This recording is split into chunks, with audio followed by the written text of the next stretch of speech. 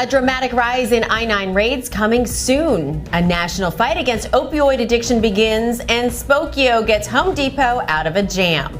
All this and more coming up in today's Screening News Update. The acting director of U.S. Immigration and Customs Enforcement says employers who hire undocumented workers will soon face a massive crackdown from the federal government. Thomas Homan says he wants to remove the magnet that's drawing people to the country illegally.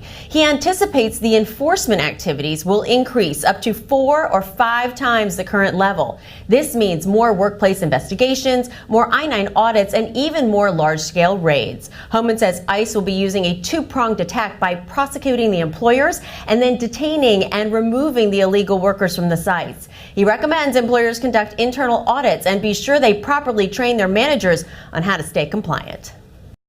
President Trump is declaring the much-talked-about opioid epidemic a national emergency, and the new chief of the Food and Drug Administration is ready to step into the fight. Dr. Scott Gottlieb told the National Academy of Medicine that there was no time to waste. He says the FDA will advocate requiring shorter durations for opioid prescriptions, increased oversight of the more highly addictive immediate-release opioids, and more required training for prescribers, nurses, and pharmacists. The FDA is also trying to spur development of abuse-deterrent formulations of these drugs.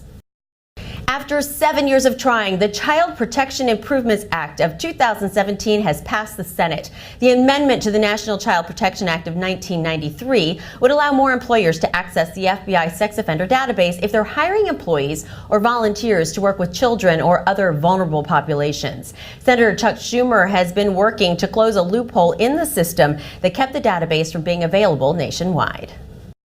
A federal judge in California granted a motion to dismiss a proposed class action lawsuit against Home Depot.